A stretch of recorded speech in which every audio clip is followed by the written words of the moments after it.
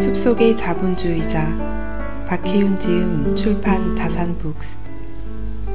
시골에서 자본주의 활용하기. 나는 일주일 중 이틀은 집에서 빵집을 연다. 그 자리에서 통밀을 갈아 간 만든 밀가루에 물, 소금, 올리브유 그리고 이스트를 넣어 발효빵을 만든다. 이스트를 최소화하기 위해 하루 넘게 숙성시킨다. 믹서기는 없고 손으로 직접 반죽을 한다. 명상하듯 오늘의 온도와 습도를 느끼며 거기에 맞춰 빵을 굽는다. 번거롭기보다는 즐겁다. 이런 빵을 처음 굽게 된 것은 빵 공부를 하며 통밀이 가는 즉시 산화가 된다는 것을 알고 나서였다. 밀 배아의 지방 때문인데 그래서 배아를 분리한 흰 밀가루가 주류가 됐다. 직접 간 통밀가루로 만든 빵은 맛도 고소하지만 몸도 편하게 받아들인다. 그래서 기왕 만들어 먹는 거 팔 수도 있으면 좋겠네 하면서 빵집을 시작했다. 그래서 장사가 잘 되느냐고? 보통 하루에 2사람, 많으면 3사람이 온다. 내 빵집의 목표를 되새겨준 건 맥도날드였다. 예전에 패스트푸드와 콜라가 건강에 주적으로 몰리면서 맥도날드 매출이며 주가가 폭락했던 시절이 있었다. 사람들은 맥도날드가 곧 망할 거라고들 했다. 그러자 맥도날드에서는 샐러드며 과일 주스 등 상대적으로 건강한 메뉴를 추가하고 화려하게 부활했다. 그런데 새로운 모습의 맥도날드를 찾은 소비자들은 여전히 빅맥을 샀다. 사람들은 누구나 머리로는 건강을 챙기려고 하지만 막상 지갑을 여는 순간에는 빅맥을 주문했던 것이다. 사람들의 그런 마음을 알기에 보통의 빵집이라면 건강한 빵도 팔지만 달콤한 쿠키도 판다. 하지만 내가 빵집을 시작한 건 내가 굽고 싶은 빵을 사는 사람이 있는지 궁금했기 때문이었다. 이 빵을 다른 누군가도 신이 나서 먹어줄지 알고 싶었다. 외식사업가 백종원이 한 TV 프로그램에서 이런 말을 했다. 대박 식당이라고 해서 찾아가면 아주 가끔 이런 경우가 있어요. 맛이 전혀 대중적이지 않은 경우요. 사실 맛이 별로 없는데 손님이 많아서 이상하게 생각하죠. 이런 식당은 오랜 시간을 버틴 거예요. 그렇게 오래 버티면 아무리 특이한 맛이라도 찾는 사람이 결국엔 생기게 되죠. 문제는 그렇게 오랜 시간을 버틸 수 있느냐예요. 그래서 나도 오래 버티려면 얼마가 필요한지 계산기를 두드려 보았다. 목적의 우선순위가 생긴 다음에 돈의 문제는 초등학교 산수만큼 간단하다. 빵이 하나도 안 팔려도 버틸 수 있는 돈은 얼마인지를 계산했다. 일단 월세를 내지 않고 소유할 수 있는 공간을 찾았다. 우리가 가진 돈에 맞추다 보니 지은 지 110년 된 시골집이었다. 그 다음은 고정비용 문제였다. 재산세와 공과금, 그리고 재료비. 계산해보니 2-3년 정도는 버틸 수 있었다. 마지막으로 빵을 굽고 파는 데에 일주일에 몇 시간을 써야 우리에게 즐거움이 되는지 알아야 했다. 하루에 5시간씩 이틀을 열고 추가로 하루 반나절 더 일을 하면 된다. 이렇게 계산해보니 대형 오븐이나 믹서 같은 상업용 베이킹 도구도 사지 않게 되었다. 시설에 투자하면 그 돈을 회수하기 위해 오랜 시간 돈을 벌어야 한다. 더 중요한 것은 내 손으로 반죽을 만지는 즐거움과 작은 오븐에서 한 번에 구워지는 4개의 빵을 하나씩 관찰하는 재미에 있었다. 그러니까 빵을 굽고 파는 일이 창조적인 기쁨, 놀이의 즐거움이 되는 선에서 멈춰야 한다. 게다가 내 빵을 좋아하는 고객을 찾는다면 그 자체로 큰 기쁨이 된다. 그날 밀을 갈아서 하루 넘게 숙성시킨 통밀빵은 일반 빵집에서 취급하기 힘들기 때문에 나는 좀처럼 구할 수 없는 특별한 무언가를 제공하고 있는 셈이다. 또 돈을 내고 사간다는 사실이 중요하다. 자본주의 사회에 속한 현대인이 지갑을 여는 행위는 신 앞의 고백만큼이나 진실된 마음이다. 우리 4인 가족은 비교적 적은 돈으로도 굶주림과 거처 같은 1차적인 생존 문제가 해결되는 사회에 사는 이점을 한껏 누린다. 서울에서라면 방 한 칸 구하지 못할 돈으로 산 허름한 미국 시골집에 살면서 무척 단순한 식생활을 한다. 돈을 많이 벌 필요가 없기에 돈과 즐거움이 하나 된 삶의 방식을 만들 수 있었다. 한마디로 우리가 즐거울 만한 일을 통해서만 돈을 버는 것이다. 그 자체가 목적이 아닐 때 돈은 우리의 내밀한 욕망과 감정을 표현하고 사람과 사람을 연결하는 수단이 된다. 이메일 구독 서비스도 누군가 내 글을 읽기 위해 돈을 지불했다는 사실에 커다란 기쁨을 느낀다. 사적인 사고와 경험을 녹여서 누군가에게 돈을 지불할 만한 가치가 있는 글로 만드는 일은 돈을 버는 행위이기도 하지만 나를 표현하는 창조 행위이기도 하다. 남편 역시 기고하거나 번역을 하기 위해 밤을 새우는 날들이 자주 있다. 기자로서 글을 쓸 때보다 더 진지하고 더 정성을 들인다. 기자일 때는 업무의 연장이라며 술도 마시고 만나기 싫은 사람도 만나야 했는데 지금은 진짜로 쓰고 싶은 글에만 에너지를 집중한다. 내가 옆에서 힘들면 그만둬 라고 하면 힘든데 재미있어 라고 대답한다. 남편이 기자를 할 때는 그렇게 쉽게 그만두라고 말하지 못했다. 지금보다 돈을 훨씬 더 많이 벌었으니까. 대신 노는 것, 소비하는 것은 별개였다. 이메일 구독 서비스나 남편의 기고 활동을 쉽게 그만둘 수 있는 것은 돈을 적게 벌기 때문인데 대신 따로 놀거리를 찾아서 시간과 돈을 쓸 필요가 없다. 이제 우리의 일상은 인내하며 생산하는 것과 소비하는 즐거움으로 나뉘지 않는다. 생산을 하면서 즐거울 수 있는 일을 한다. 우리 가족의 경제 활동의 기준을 생각해 봤다. 동물적인 생존을 해결한 후에는 무엇을 하고 싶을까? 생산 과정에서 부품이 되거나 소모되는 게 아니라 생산 과정을 놀이로 만들 수 있을까? 돈을 버는 과정이 나를 나답게 하는 창조의 행위가 될 수 있을까? 우리가 이 답을 찾으리라고 기대하진 않는다. 이런 질문을 던지며 살아갈 뿐이다. 버릴수록 풍성해진다. 서울에 살 때 나는 매일 아침 출근길에 스타벅스나 커피빈에 들러 커피를 테이크아웃 했다. 주말에 예쁜 카페를 찾을 때는 탐스러운 케이크도 반드시 곁들였다. 매일 시키는 것도 똑같았다. 그란데 사이즈 아메리카노.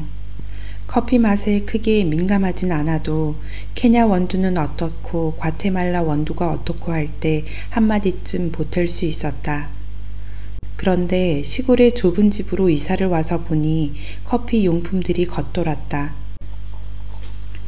용품이래 봐야 드리퍼와 모카포트, 원두 분쇄기 3가지 뿐이었는데도 도무지 분위기가 잡히지 않았다. 게다가 소비를 줄이겠다고 마트에서 저렴한 원두를 찾아 카트에 담을 때나 원두가 바닥을 드러낼 때는 기분도 우울해졌다. 커피의 의미는 가성비가 아니었다. 그러고 보니 내 삶이 달라져 있었다. 하루에 커피와 디저트로 매일 2만원씩 쓰던 생활이 지금의 나와 어울리지 않았다. 나에게는 더 이상 커피를 마실 이유가 없었다. 그 다음은 거의 충동적이었다. 뒷일은 생각 않고 커피 용품을 중고 가게에 가져다 줘 버렸다. 그 이후 일주일 동안 거의 사경을 헤맸다. 하루 종일 머리는 깨질 것처럼 아픈데도 끊임없이 졸렸다. 그러다가 일주일째 되는 날 죽은 사람처럼 10시간을 자고 일어나서 다시는 카페인을 섭취하지 않겠다고 다짐했다. 커피를 그렇게 많이 마실 때에는 늦은 밤에 진한 커피를 마셔도 잠을 잘 잤기 때문에 나는 카페인의 영향을 받지 않는다고 굳게 믿고 있었다. 그런데 동시에 커피를 끊은 남편도 똑같은 증상을 겪었다. 그 끝에 커피가 드디어 마시는 음료 중에 하나로 보이기 시작했다. 박완서의 자전적 소설 그 남자네 집에 민어 이야기가 나온다. 함께 사는 시어머니는 온갖 계절 요리에 대한 일가견으로 며느리를 주눅들게 한다. 철마다 나는 식재료로 섬세한 요리를 해야 한다면서 집안의 주도권을 잡는다. 그러던 어느 날 임신한 며느리가 입맛을 잃자 시어머니는 반드시 되돌려 놓고 말겠다는 듯 갖은 밑반찬이며 잔뜩 솜씨를 부린 민어 요리를 낸다. 시어머니의 손맛에 진저리가 났던 며느리는 그때 깨닫는다. 민어도 결국 민어구나. 이전까지는 시어머니의 기세등등한 요리 앞에서 이렇게 귀한 음식을 이렇게 특별하게 요리한다며 기붙어 죽었다는 것을 알게 된 것이다. 이 세상 어떤 산의 진미도 그 맛만으로 최고일 수는 없다. 우리는 그 음식을 둘러싼 사람들의 관계, 함께 나누는 가치, 과정에 부여하는 의미를 먹는다. 커피는 커피구나. 그걸 깨달았다. 더불어 도시에서 치열하게 살면서 커피가 얼마나 큰 의미와 행복이 되었는지 음미하게 됐다. 직장인에게 커피는 스트레스를 잠시 녹여주는 향기였고 어색한 사이라도 가볍게 나눌 수 있는 화제였으며 간편하고도 풍부한 취미 생활이었다. 그간 커피에 쓴 돈이며 시간이며 정성이 하나도 아깝지 않았다. 어쩌다 또 도시에 살게 된다면 더 정성스럽게 커피를 즐길지도 모르겠다. 지금도 어쩌다 도시에서 사람들을 만날 때는 로스팅부터 공들이는 멋진 카페에서 만난다. 하지만 지금 당장 이 시골에서 커피는 그냥 커피일 뿐이다. 그러니 집 근처에서 자생하는 카모마일 계통의 꽃잎이나 라벤더, 로즈메리를 말려 차를 만들거나 생강을 썰어 끓여 마신다. 나는 여전히 커피와 함께하며 즐겼던 도시에서의 작은 사치를 사랑하지만 커피에 의지하지는 않는다. 이제 도시에서 산다면 예전보다 더 깊은 맛을 음미하며 즐겁게 살 수 있을 것이고 시골에서 평생 살아도 괜찮다. 인터넷 없이 살게 된 건 장난처럼 던진 말 때문이었다. 인터넷 끊어버릴까?